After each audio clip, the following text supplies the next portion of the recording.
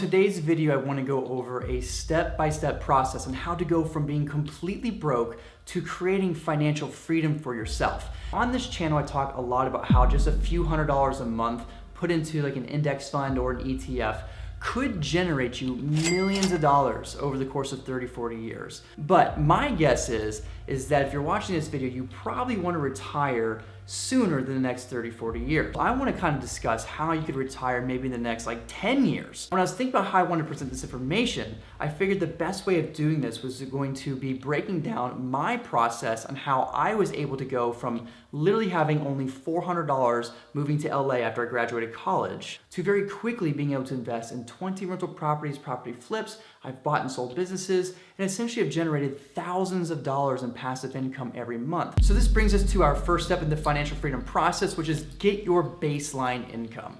You see, after I graduated college and realized that I didn't want to go to medical school, I moved to LA to pursue some passions and rediscover myself. The problem was I only had $400 and I had no job. Now, your baseline income can be anything from an actual 9-to-5 job, or it could be side hustles. It really doesn't matter, but the key to this step is you want to find something as quickly as possible that gives you the most amount of money that you can. For me, it was doing different side hustles. Now, I stumbled upon things like promos or event marketing, where simply you just show up to malls or outdoor events or venues, and you're basically talking about or promoting or sampling different types of products. You see, I was making anywhere from $18 to $25 an hour doing this, which was paying me more than what I had at retail working at companies like Express, making $9 an hour at the time. But the big key here is that you want to find something that you can just show up to, you can get a steady stream of income, and you don't have to try to build anything. This is your baseline, it's your steady stream of income. So that's the key to this very first step. So this brings us to our next step, which is to budget for financial freedom. Now, there's a lot of people out there who might say like, don't worry about learning how to budget, you just need to learn how to make more money.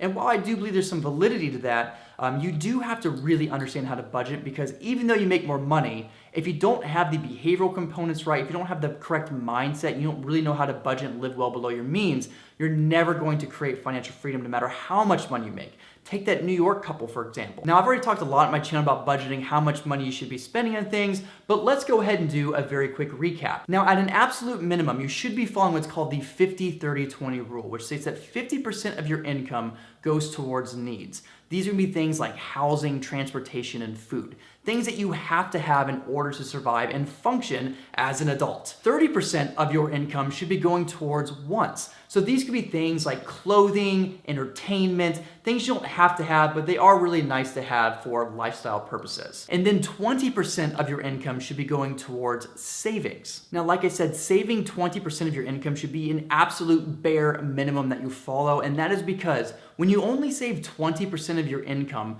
depending on your investment rate of return, it could take you upwards of 30 to 40 years before you're able to completely live off your investment income and maintain the same lifestyle. So this brings me to the formula that I like to follow, which is the 50-10-40 rule. Now, in the 50-10-40 rule, 50% of your income should be going to your needs, housing, transportation, food, and things like that. 10% of your income should be going towards your wants, entertainment, clothing, things that aren't a bare necessity. And then you should be saving a minimum of 40% of your income. Now, according to this really cool calculator that I found, if you were able to save 60% of your income and get a 5% annual rate of return on your investments, you could literally retire in as quickly as 12.4 years. The more that you can live below your means and the more money that you can save, the quicker that you can begin retiring. Now, I'd gotten myself to where I was eventually saving 75 to 80% of my income. I was making like $4,000 to $5,000 a month, but I was literally only living on about $900 a month. This allowed me to exponentiate my savings rate and really stack towards building some passive income in the future. So this brings us to the next step, which is income magnification. Now, in the first step, I said your sole job is just to find a job that you can do, whether it's a 9-to-5 or a side hustle of some sort, that you don't have to try to build some business, you don't have to try to create a company or anything like that. You literally just show up, you trade in your time for money, and you just get paid and get the ball rolling. But in this step, it's all about how do I begin magnifying that income? Because for some of you, even though you might have your steady 9-to-5 or your steady side hustle job, it simply isn't enough to pay the bills. And even though you're already maybe cutting back the best that you can, your savings rate just is not high enough. Or maybe you have a good savings rate, but if you were to double, triple, or quadruple plus your income, the amount that you could save and the quicker that you could begin retiring exponentiates dramatically. So for me, while I had my event marketing job earning $18 to $25 an hour, what I started doing is starting to build a service-based side business. Now, I was always really into fitness and nutrition and things like that, so I first started with creating a side business teaching people how to lose 12 to 24 pounds of fat, eating whatever they want in just 90 days, spending less than 2 to 3 hours a week working out. So when I very first started, I was charging $50 an hour, which was over double what I was making my other job, to coach people in person. Now, as I began growing my business, I got a lot more reviews, a lot more credibility, and a lot more history behind me. I began charging more and eventually earning over $100 per hour for my time. Now, the very first year of my coaching business, I was able to earn over $100,000, which was way more than I had ever earned previously working any side hustle job before. The key is to work full-time on your living, part-time on your income magnification. Once your side hustle begins earning you more money part-time than you do working full-time, that's when you can start going all in on your side hustle or that business that you're doing. Now, for some of you might be thinking, okay, I can't really do fitness, I don't know nutrition. You can literally do anything. And in fact, I talk all the time about side hustles on my channel. I'm gonna leave some links below in the description box to some of my videos. Whether you have a skill set in English or math, it could be an instrument, it could be a language, it could be cleaning houses, it could be washing cars, it could be dog walking. My suggestion is ask yourself, what am I able to do? Or is there a new skill that I'm able to learn? Perhaps you don't know how to design websites, but you're okay and tech savvy enough to where you can go on YouTube, spend a week or two learning some of the basics, and then you can already start your business going from there. It's amazing what you can learn online in just a short amount of time if you stay focused and you know exactly what you want. Now, this brings me to the next step, which is to invest for passive income. Now, just this section alone could easily be like multiple hours long in terms of explaining all this stuff. And I've actually talked to my channel too about different types of passive income investment streams, things that you can invest in that earn you some great income. So I'm gonna leave some links below in the description box.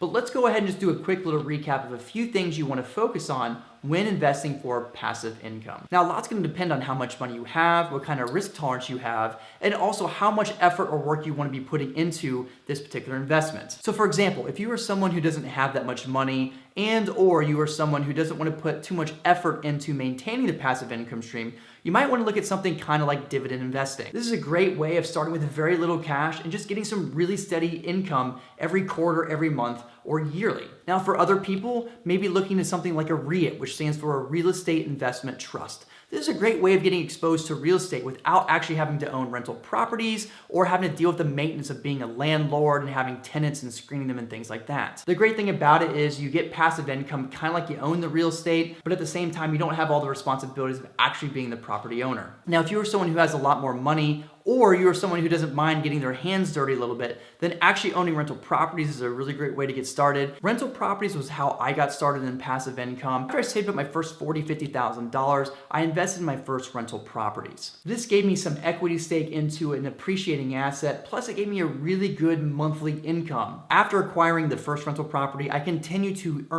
live well below my means, save, and then take those savings and then worked on buying that next rental property. I continued this process time and time again, acquiring more rental properties, and then eventually segued into other passive income streams like owning a liquor store. The key here is to not up your lifestyle as you start earning passive income. Let that passive income compound and be reinvested into more passive income streams. And then very quickly, you can begin to up your lifestyle later on. Now, I am gonna have a few videos I leave in the description box below about how I was able to turn $20,000 into $200,000 plus a couple $1,000s in passive income with real estate. And as well, be sure to check out a video that I have on the best ETFs to invest in for dividend investing, because this is going to be a really great way for those of you who do not want to deal with rental properties to earn passive income. Now, it is important to note that there is a difference between being really rich and being financially free, because you can be really, really rich but not have financial freedom. And at the same time, you can have financial freedom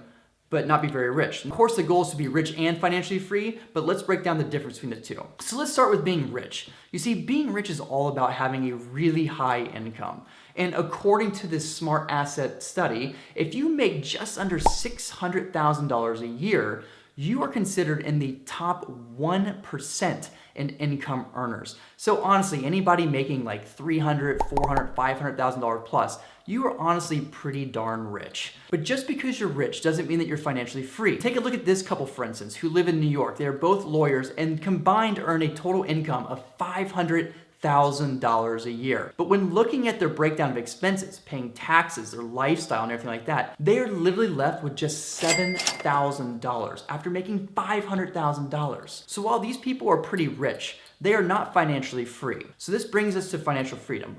What is financial freedom? Financial freedom or wealth is about time. So if I were to ask you, how long could you go without having to work? What would you say?